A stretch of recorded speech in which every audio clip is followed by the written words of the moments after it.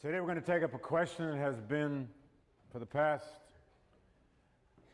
well, nearly 20 years, probably the most active, to many the most stimulating aspect of Civil War scholarship. How did the Civil War affect civilians? What were the social impacts of such a massive experience? How could you mobilize societies on this scale without profoundly changing people? What did it do to gender relations? What did it do to the meaning of race? We've already begun to deal with that question in some depth. How this war would transform the Constitution, transform American political culture, transform the lives of African Americans, and more on that in time. But of course, social history won the revolution in American history. Oh, somewhere back in the 70s and 80s, everybody wanted to be a social historian. When I arrived at Amherst College circa 1989 to teach, there was something in what was known as the Pioneer Valley, the 5-college consortium, a social history working group. And I remember asking, can you give a paper if it's not social history? And the answer was, sure. Social history won a sort of methodological struggle over how to do history. What is the meaning of the past? And you all know that by now, whether you think about it that much or not. Social history brought us the history of women. It brought us a revolution in scholarship in the study of African Americans. It brought us a revolution in the study of class. It taught us how to study social groups in historical time. It's taught us how to study ordinary people. But, and then I'll get off this historiographical high horse, it's remarkable how much Civil War historians, focused as they were so much on an event, focused so much as they were so often for generations, as many put it, on headquarters. The headquarters of generals and the thousands of dispatches they wrote, because those were the sources, or the headquarters of the government, the president, commander of the armies. Focused so much on an event from headquarters. A social historian came along in 1989. He wrote a relatively short little essay in the Journal of American History that became the title essay of a book of essays. It came out a year later. It was by Maris Vinovskis, a numbers-crunching, hard-boiled social historian who used to argue, if you can't count it, it ain't history. He wrote a little essay, said, have social historians lost the Civil War? His answer, of course, was yes. And he showed very carefully, by looking at a few New England towns, that old tradition of studying in microcosm New England towns, which colonial American history had been doing for a generation or two. He showed that there are all these towns all over New England, small and relatively large, that had lost half of their men between the age of 18 and 45 in 4 years of war. He went to some local records and he discovered some of those towns had lost 60% of their male population. He looked a little closer and he saw that the whole idea of occupations in those towns got completely redefined, at least during the war years, because the men were all gone. He started to count widows and count orphans. And by God, you could count these things. You could measure. How many widows were there in Newburyport, Massachusetts? How many widows were there in Bangor, Maine? You could count it. It stimulated a small revolution in scholarship, and it runs unabated as we speak. And in some ways, the most important kind of history done on this, there's two kinds.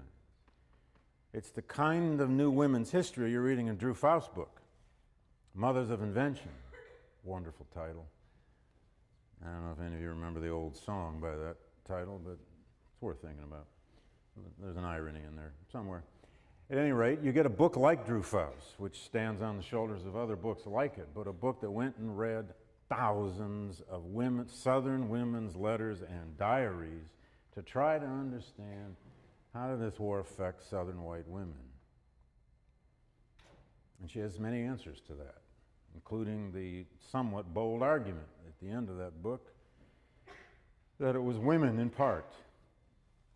An argument that has been tested by other scholars and even backed off from a bit by Drew herself, but she ends the book at least with a suggestion that the sheer weight of the burden of the war on Southern white women and the thousands upon thousands of letters in which they expressed that to their mates, their husbands, their brothers, their sons at the front, that it was in part Southern white women that made the South give up the war. And the other part of that social history revolution has been, of course, among military historians themselves, who discovered the ways that had always been there, and there were pioneering works on this as early as the 1950s by a scholar named Bell Wiley, who wrote two thick volumes, one in 1954 or 55, one entitled Billy Yank and the other entitled Johnny Reb. And lo and behold, what that was is the beginning of a tradition of studying the common soldier, his experiences, his terrors, his horrors, his stomach problems, his dysentery, his disease, his death, and above all, influenced greatly by the field of psychology and influenced greatly by the rise of gender history. Male military historians went to those common soldiers and began to study their values, their ideas, their sense of manhood, their sense of the idea of courage, and what that meant in the 1860s in a mid-Victorian society like the United States. And when that set of values by which men, young and old, defined themselves as men collided with modern total war, what did it do to them? And of course they, being the male military historians of the 1980s, 90s, were themselves greatly affected by the experience of the Vietnam War. Now, with that little bit in mind, let me suggest something that is timeless about this question of the social impact of war. And then I'll get on to the substance of how the war affected Southern society, Northern society, and the like. These are excerpts from letters from a soldier in Iraq. His name is Juan Campos. They're actually emails. Juan was 27 years old. He wrote this to his wife on December 12th, 2006. Hey, beautiful. Well, we were on blackout again. We lost yet some more soldiers. I can't wait to get out of this place and return to you where I belong. I don't know how much more of this place I can take. I try to be hard and brave for my guys, but I don't know how long I can keep up. Excuse me.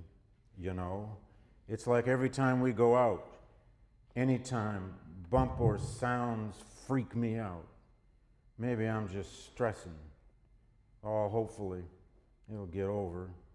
You know, you never think that anything is or can happen to you. At first you feel invincible, and then little by little things start to wear on you. That letter goes on and on, ends of course with tell his 8-year-old son hello. Tuesday, October 3, 2006, mood gloomy. The life of an infantryman is never safe. How do I know? I live it every day. I lost a good friend of mine just 2 days ago to an enemy sniper.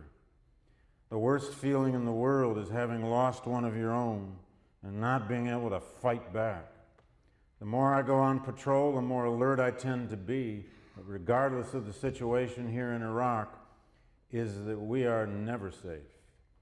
No matter the countermeasures we take to prevent any attacks, they seem to seep through the cracks.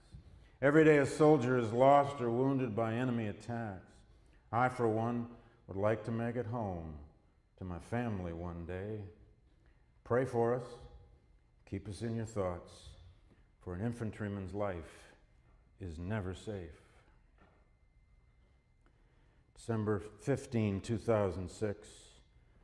My only goals are to make it out of this place alive, and to return to you guys and make you as happy as I can.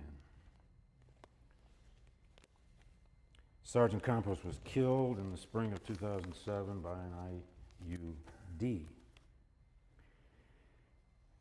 This is a letter from the front by Charles Brewster, dated May 15th, 1864. There's a timelessness to what soldiers write from war, and there's a timelessness to its social impact. Brewster, as you may remember me telling you, was that soldier from Massachusetts, lonely and confused, feeling worthless. Joined the Union Army, the 10th Massachusetts, in April of 1861 and served out the entire war and managed to survive. I wrote 260 quite incredible letters. This is the middle of the Spotsylvania campaign, arguably the worst constant daily trench warfare of the Civil War. He's the adjutant of his regiment, and therefore he has to record all of the casualties, just like Sergeant Campos describing in his war, sort of one a day. But this was war that was killing people by the dozens. He sends his latest report. Our regiment suffered terribly in the fight the other day, losing 6 officers wounded and 8 men killed, plus 34 wounded that we know of, besides probably a good many that we do not know of, and from 12 to 20 taken prisoners. This makes a grand total of 13 officers killed and wounded, and 24 men killed, 135 wounded, and 46 missing, making 218 officers and men in 12 days. The regiment is reduced to 150 muskets, and at this rate, there will be none of us left to ever see Richmond. That regiment would, by the way, within about a week and a half of that, be mustered out because they had insufficient men to serve. But he ends this letter with what he describes as the most terrible sight he ever saw. We're encamped on a splendid plantation, and the corn and the wheat is growing finely, or rather was before we came, but I am afraid the crops will be very small this year down here. We have not seen our wagons since we started, and I'm getting sadly dilapidated. My rear is entirely unprotected. I have worn the seat of my pants and drawers entirely off. The most terrible sight I ever saw was the rebel side of the breastwork we fought over the other day. There was one point on the ridge where the storm of bullets never ceased for 24 hours, and the dead were piled in heaps upon heaps, and the wounded men were intermixed with the dead, held fast by their dead companions who fell upon them continually, adding to the ghastly pile of men. The breastworks were on the edge of a heavy oak woods, and large trees 18 inches or more in diameter were worn and cut completely off by the storm of bullets and fell upon the dead and wounded rebels. Those that lay upon our side in the night when the trees fell said that their howlings were awful when these trees came down upon them. When I looked over in the morning, there was one rebel sat up praying at the top of his lungs, and others were gibbering in insanity. Others were groaning and whining at the greatest rate, while during the whole of it, I did not hear one of our wounded men make any fuss, other than once in a while, one would sing out, "Oh," when he was hit. But it is a terrible, terrible, terrible, 3 terribles business to make the best of this. Oh, it doesn't really matter what war you're talking about. Charlie Brewster's descriptions could have been along the Somme in World War I. They could have been somewhere in the Battle of the Bulge of the Second World War. They could have come from Da Nang, and they could have come from the north of Baghdad, as it always says, or near Basra, or outside Mosul. So what is tragedy? What is tragedy in relation to war? How do we understand tragedy through this prism of the social impact of war? I think you only ultimately really do understand it by leaving headquarters, by leaving the general's dispatches, by leaving even Abraham Lincoln's magnificent prose and trying to see it through ordinary eyes, ordinary women, ordinary men. Tragedy is one of those words that we, especially Americans, tend to use haphazardly. It's a pet peeve of mine, but it's probably just my problem. Every plane crash is a tragedy. A car accident is a tragedy. We stub our toes and we call it tragic. A tragedy is something we ought to see through the book of Job. We ought to see it through Shakespeare's characters. We ought to see it, we ought to go back at least as far as Euripides and the Trojan women. What does Hecuba do in the Trojan women but sit in a ghastly scene of an utterly destroyed city? All of her men are dead, and she sits wailing to the sky on a stone, crying, "How can this be?" That's tragedy. We should see tragedy through Hecuba, or all those women in Drew Faust's book. Tragedy can be raw, it can be pointless, it can be utterly unbearable, it can be a dead end with no exit. Sometimes it is just seemingly fated horror. But sometimes tragedy, throughout its literary history, and in therefore how we tend to use it, tragedy can also be affirmative. It can even be cathartic. And we sometimes can find ways to make it redemptive. It should never be treated with triumphalism. It requires a certain mood. Rebecca Harding Davis, a wonderful American writer who experienced the war, left us this quite amazing little description of what I would call a simple picture of tragedy. She was in a tiny Pennsylvania town. It doesn't even name it. And it's 1864. And she describes a scene she witnessed at a train station. I quote her. "Nobody was in sight but a poor, thin country girl in a faded calico gown and sunbonnet. She stood alone on the platform waiting. A child was playing beside her. When we stopped, the men took out from a freight car." Davis was on the train, forgive me. "The men took out from a freight car a rough, unplaned pine box and laid it down, baring their heads for a moment. Then the train steamed away. She sat down on the ground and put her arms around the box and leaned her head on it. The child went on playing."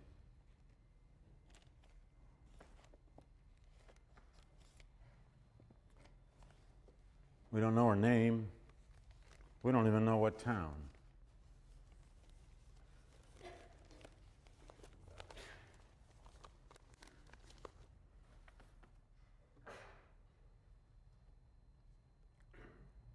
Between 1862 and 1863, life insurance policies in America doubled, or the purchase of life insurance policies doubled. Between 1861 and 1865, only 2 books were published in the United States on anything resembling the idea of the afterlife. During the war, as utterly consumed as Americans became with death, they weren't writing yet about heaven. But between 1865 and 1876, no less than 80 books were published on the idea of afterlife, of a heaven. Americans, as never before, were trying to invent a heaven. And the best-selling book in the United States in 1868, and it was for a few years after, was a book by Elizabeth Phelps called The Gates Ajar. It's a bizarre but fascinating book about what heaven actually is and what it looks like and what you do when you get there and the compartments it has and the rooms it has and who you'll see, especially all those dead soldiers. The Gates Ajar was a massive bestseller. It rivaled Uncle Tom's Cabin, at least for the first year. All right, I'm going to leave you there for the moment. And one should never use the New York Times, the first draft of history, as a historical source, but I just did it. So, anyway, gosh.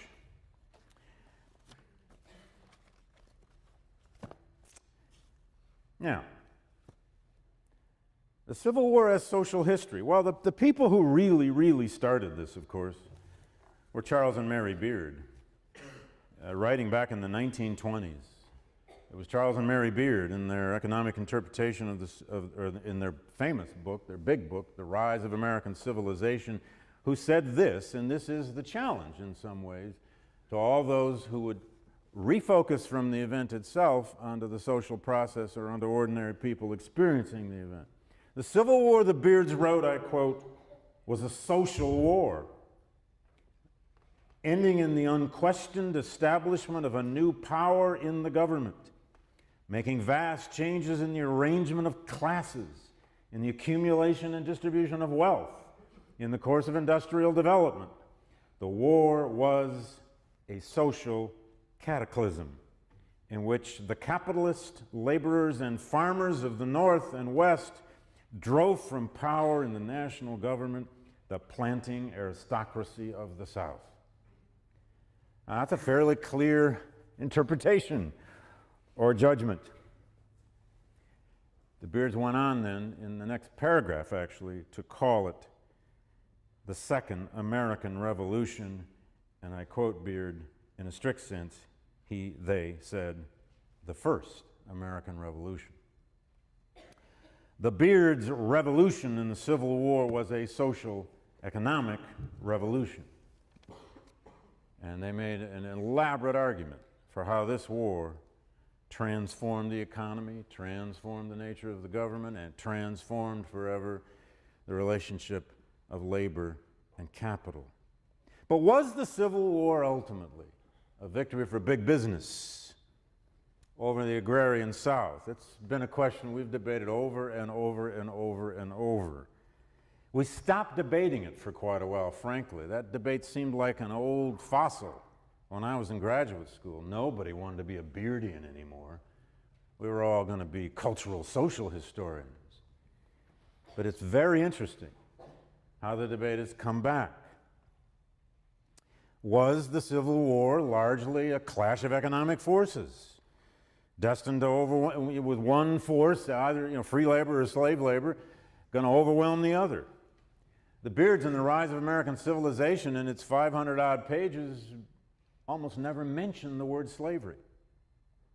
To the Beards, economic forces were these inanimate forces in the world. They kind of operated on their own. There wasn't that much human agency. Did the Civil War explode industrial growth, or did it actually slow it?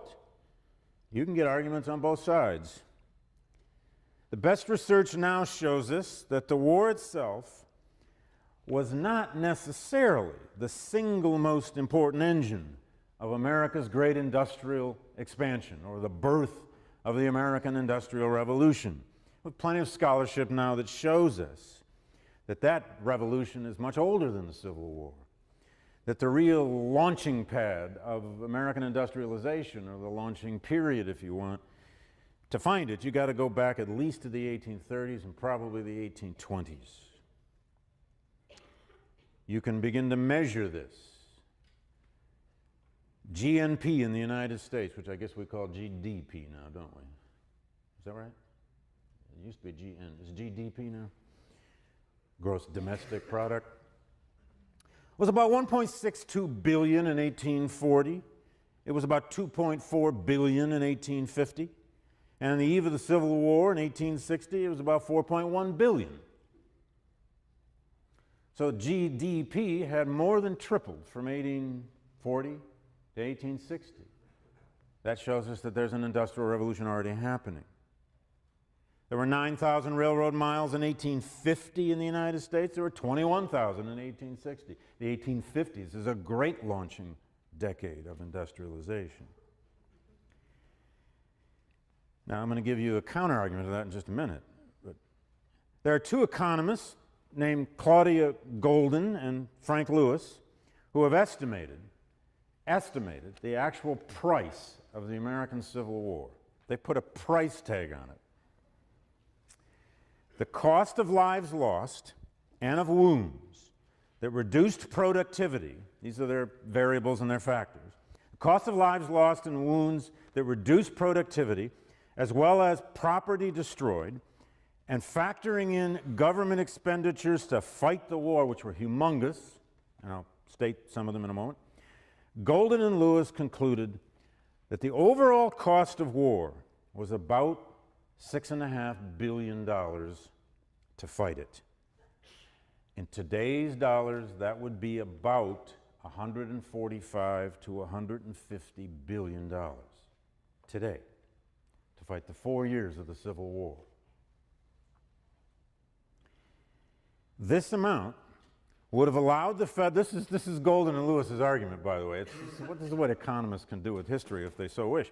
This amount would have allowed the federal government, that 145 to 150 billion, it would have allowed the federal government to purchase and free all 4 million slaves in 1860 at market prices, give each family 40 acres and a mule, and still they'd have had $3.5 billion left over for reparations for former slaves. That's Golden and Lewis's argument. I noticed it didn't get much of a rise out of you. But it's an interesting set of numbers. History, of course, intruded. During the war years, the war retarded economic growth in some sectors, but in the long run, especially in northern cities and towns, and especially with the mass mobilization now stimulated by the federal government, the war expanded the economy like nothing ever had before so fast. It just depended on where you lived. But stop for just a moment now, with all these measures or numbers in your head, if you can, and just ask for a moment, what can social history measure and what can it not measure? It can measure very important things, and I'm going to give you some more numbers in a minute. Social history can measure demographic change. It can measure death, disease, and casualty rates. It can measure industrial production. It can measure loss of civilian pursuits. It can measure the number of women who enter the workforce. It can measure government expenditures. It can measure budgets. It can even measure the basic social impact on a town, a locality, a community. And we now have a number of these wonderful micro-histories of southern towns, northern towns, Midwest, and so on during the war. But how do you measure other social factors? And this is one of those questions that makes history endlessly necessary, useful, interesting. It attracts some of us fools to live with it forever. How do you measure despair? How do you measure loneliness? How do you measure the dislocation and fear of widows? How do you measure the suffering of soldiers from wounds and disease? How do you measure the loss of a sense of home, of dislocated worlds? How do you measure nationalism, patriotism? Sometimes we can find some measures of that in morale studies. How do you measure the psychological damage of combat on the human psyche? How do you measure the fracturing of marriages and relationships by war? How do you measure home front worry? How do you measure the ways war tests and changes values, sentiments, and morality itself? How do you measure the social and moral consequences of killing people? How do you measure femininity, manhood, patriarchy? How do you measure what it meant to become free? You don't, but you do study it. Now, let me give you one other example, or maybe two. Social impact. Let's go to one of those Southern women. She gets some mentions in Faust's book because she wrote one of the great diaries and later memoirs that she then revised. This is not Mary Chestnut now, the one so often quoted in the Burns film series. This woman's name was Kate Stone. She wrote a great, well, she kept a diary that eventually was published as a book entitled Broken Burn, which was the name of her Louisiana cotton and sugar plantation. It's an amazing book because you can sort of follow the impact of this war on her psyche by following her through the years and then after the war as well. I'll pick her up right at the end. The war's all but over, and she records this in April 1865. She has now moved over to Tyler, Texas. She has refugeed her slaves, as the phrase went. She's abandoned her plantation because the Union armies took it in the Red River campaign. She's lost half of her slaves. She's lost 2 brothers in the war, and a third one has come home stone silent. He never speaks. Battle fatigue, shell shock, post-traumatic stress, who knows? They didn't have a name for it then, but he never spoke. Her silent brother was around. 2 of them are dead. All are fearfully depressed, she writes. This is April 65. I cannot bear to hear them talk of defeat. It seems a reproach to our gallant dead. And then there's some sort of last gasp bravado. And she hoped that, she said, the thousands of grass-grown mounds heaped on mountainside and in every valley of our country would still rally the South to be free or die. What bravado in a diary. And then a month later, mid-May 1865, she opened a journal entry with a definition, and it doesn't get any better than this, of the South's immediate fate, and especially the fate of women living in this kind of now physical hardship and personal isolation. She opened the entry with 3 underlined words: conquered, submission, subjugation are the words that burn into my heart, and yet I feel that we are doomed to know them in all their bitterness. She looked ahead. She began to reflect about her class and her race. And then she said they, the white planter class of the South, would now become what she called slaves. Quote, yes, slaves of the Yankee government. She feared the quite specific, what she called unendurable fate of blacks ruling over her. Submission to the Union, she went on, how we hate that word, confiscation, Negro equality, or a bloody, unequal struggle last we know not how long. And then in July of '65, rocking a baby in a chair in her arms, and singing all the songs she could remember, she found, she said, quote, "The war songs sicken me. The sound is like touching a new wound. I cannot bear to think of it all. I forget whenever I can." Well, it's fascinating to follow Kate Stone through time, though. She did all right. There weren't many men around, but she finally met one. This is an incredible entry where she says she started going to social events, and at one of them people were dancing, and she couldn't bear to dance. It just didn't seem right. But she finally did.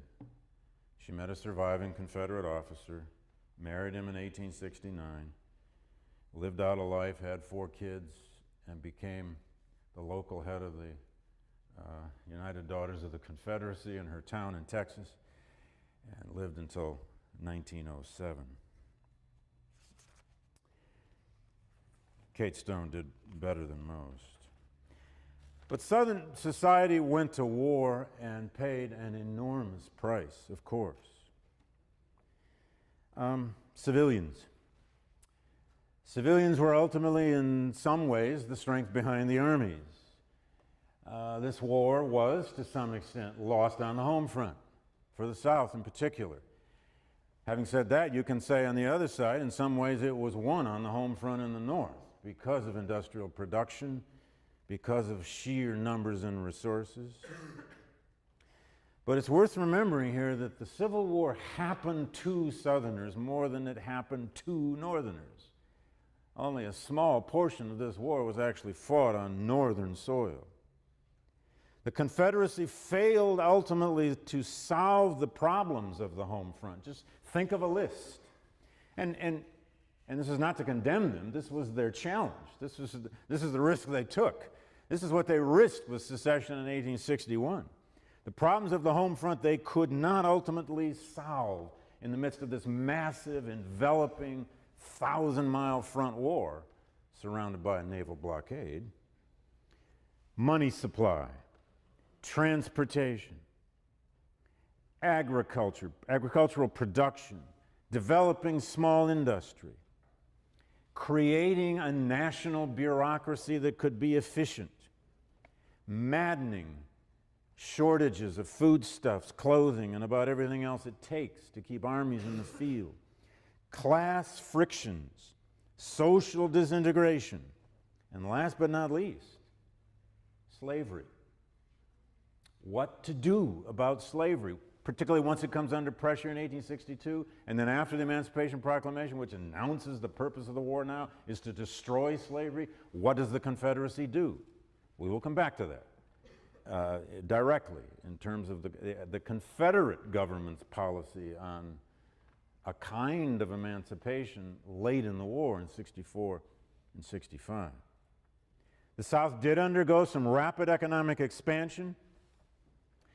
A remarkable economic expansion. In fact, if you read the sections on this in Jim McPherson's Battle Cry of Freedom as background, he has some glowing things to say about just how effective the South was in producing cannon, for example, at the Tredegar Iron Works in Richmond. They had 3,000 slaves working in the largest industrial plant anywhere in the southern states by 1863, producing, by and large, their own weapons.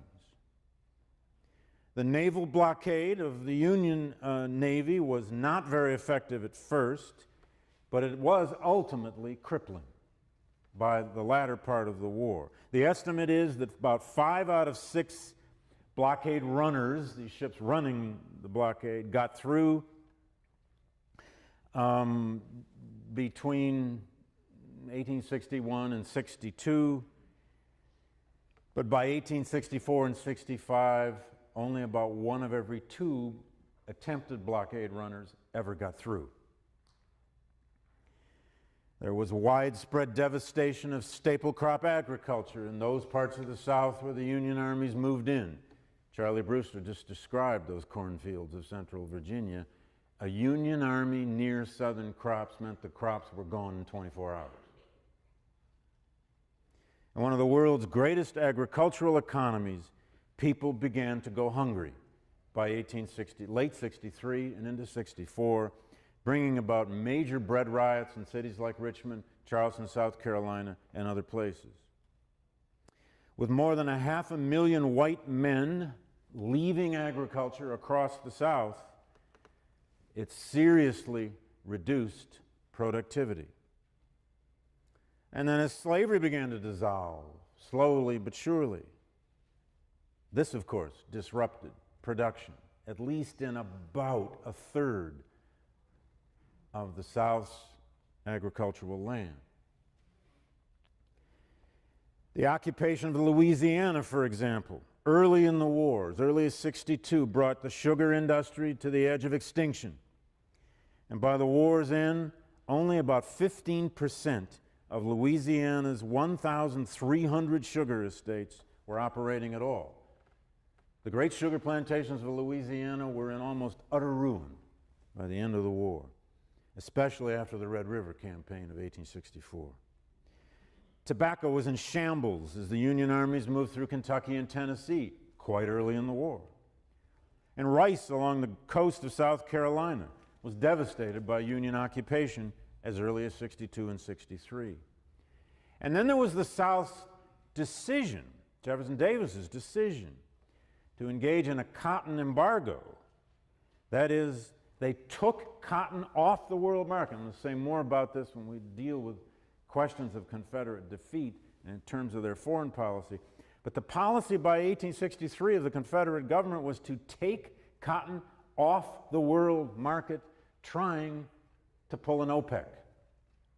Trying to do with cotton what the OPEC countries in our lifetime have tried to do with oil. Pull it back, make the world demand it, and maybe make the Brits come in on your side.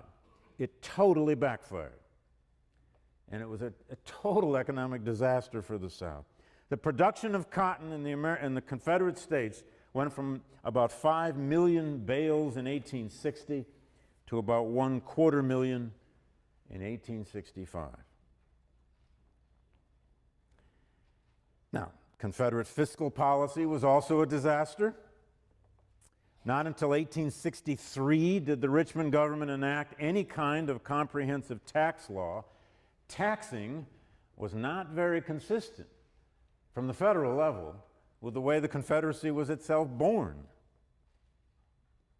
Even then, when they tried to pass a comprehensive tax law, the Confederacy derived in the end only about 7% of its revenues from actual taxation.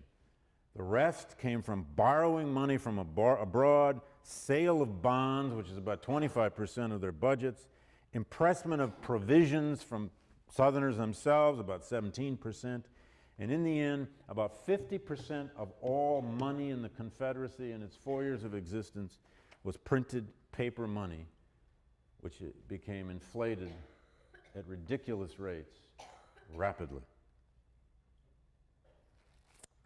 Now, so much more could be said here, especially about this dissolving institution of slavery and how it affected the South.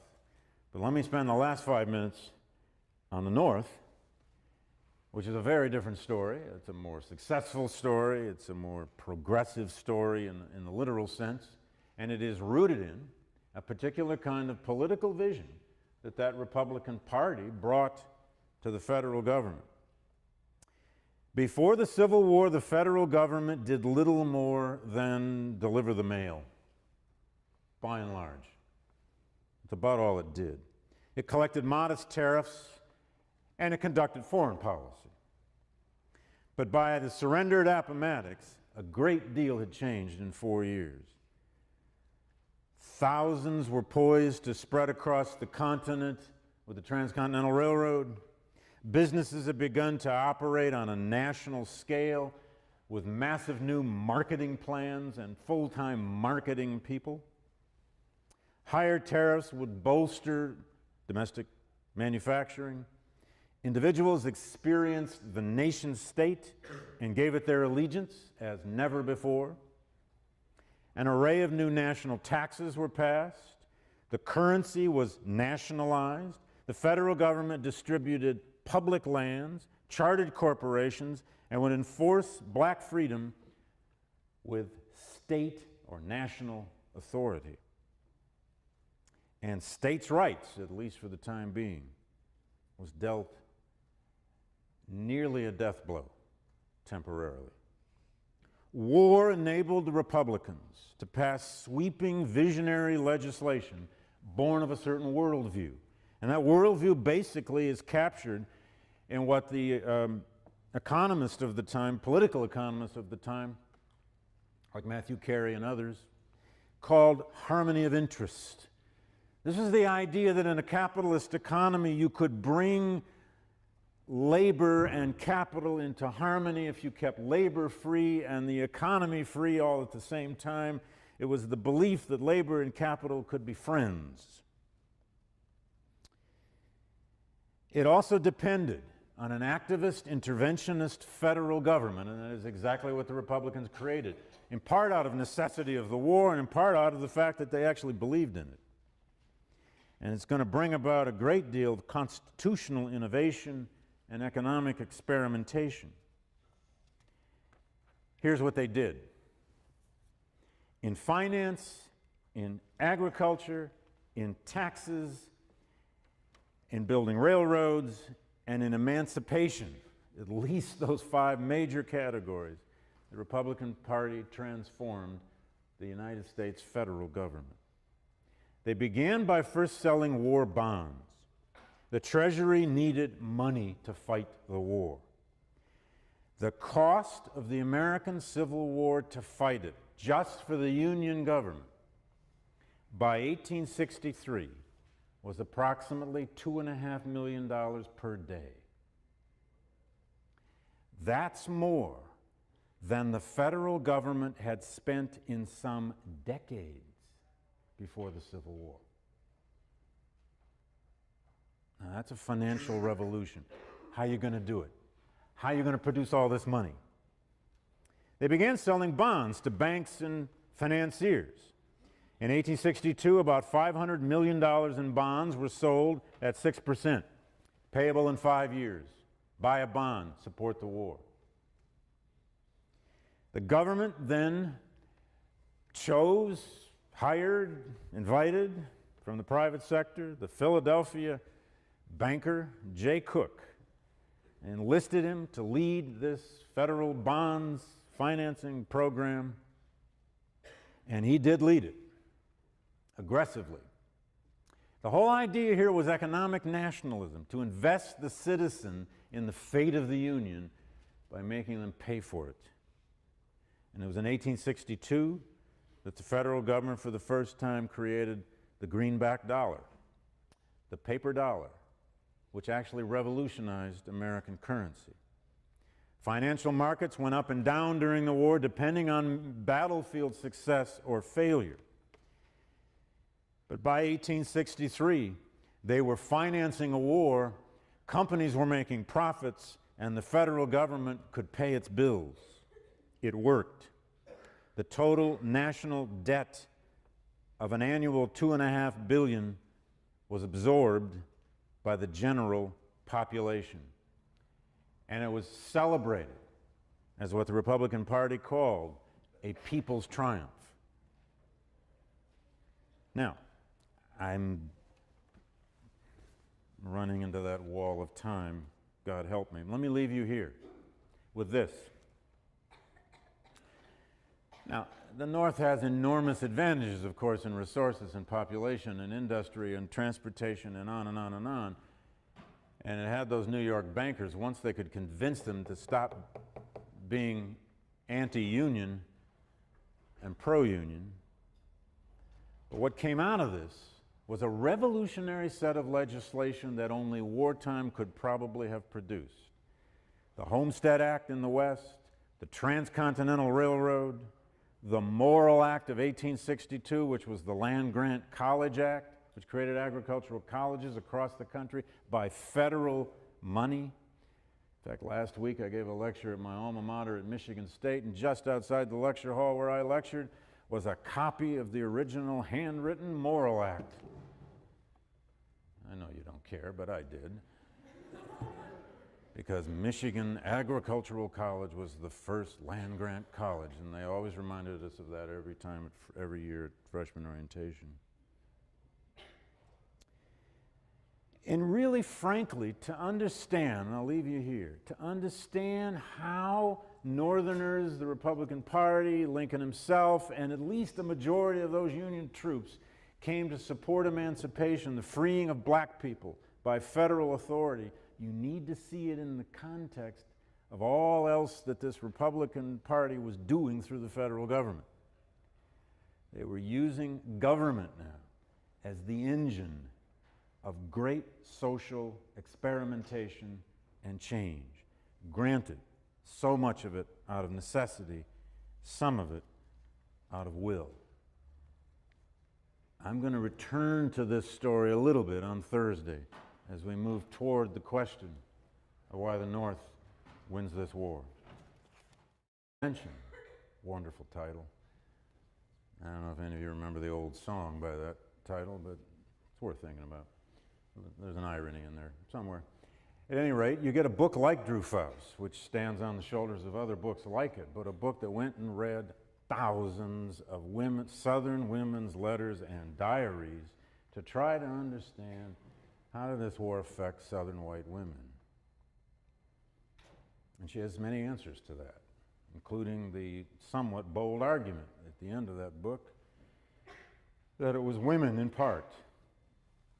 An argument that has been tested by other scholars and even backed off from a bit by Drew herself, but she ends the book at least with a suggestion that the sheer weight of the burden of the war on Southern white women and the thousands upon thousands of letters in which they expressed that to their mates, their husbands, their brothers, their sons at the front, that it was in part Southern white women that made the South give up the war. And the other part of that social history revolution, trying to teach, there was something in what was known as the Pioneer Valley, the 5-college consortium, a social history working group.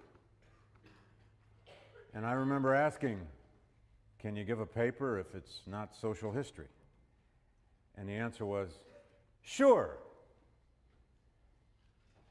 Social history won a sort of methodological struggle over how to do history. What is the meaning of the past? And you all know that by now, whether you think about it that much or not. Social history brought us the history of women. It brought us a revolution in scholarship in the study of African Americans. It brought us a revolution in the study of class. It taught us how to study social groups in historical time.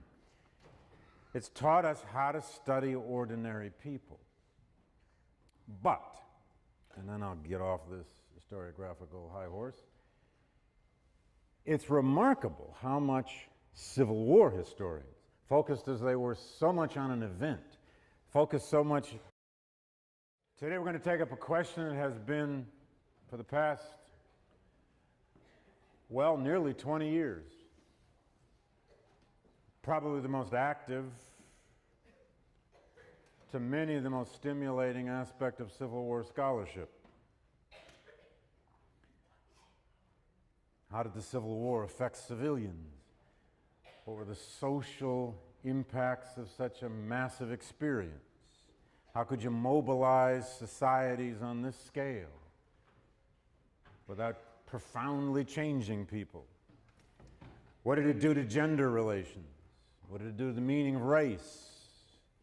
We've already begun to deal with that question in some depth. How this war would transform the Constitution, transform American political culture, transform the lives of African Americans, and more on that in time. But of course, social history won the revolution in American history. Oh, somewhere back in the 70s and 80s, everybody wanted to be a social historian. When I arrived at Amherst College circa 1989, towns all over New England, small and relatively large, that had lost half of their men between the age of 18 and 45 in 4 years of war. He went to some local records and he discovered some of those towns had lost 60% of their male population. He looked a little closer and he saw that the whole idea of occupations in those towns got completely redefined, at least during the war years, because the men were all gone. He started to count widows and count orphans. And by God, you could count these things. You could measure. How many widows were there in Newburyport, Massachusetts? How many widows were there in Bangor, Maine? You could count it. It stimulated a small revolution in scholarship, and it runs unabated as we speak. And in some ways, the most important kind of history done on this is two kinds. It's the kind of new women's history you're reading in Drew Faust's book, Mothers of Invention, as they were so often for generations, as many put it, on headquarters. The headquarters of generals and the thousands of dispatches they wrote, because those were the sources, or the headquarters of the government, the president, commander of the armies. Focused so much on an event from headquarters. A social historian came along in 1989. He wrote a relatively short little essay in the Journal of American History that became the title essay of a book of essays. It came out a year later. It was by Maris Vinovskis, a numbers-crunching, hard-boiled social historian who used to argue, if you can't count it, it ain't history. He wrote a little essay, said, have social historians lost the Civil War? His answer, of course, was yes. And he showed very carefully, by looking at a few New England towns, that old tradition of studying in microcosm New England towns, which colonial American history had been doing for a generation or two. He showed that there are all these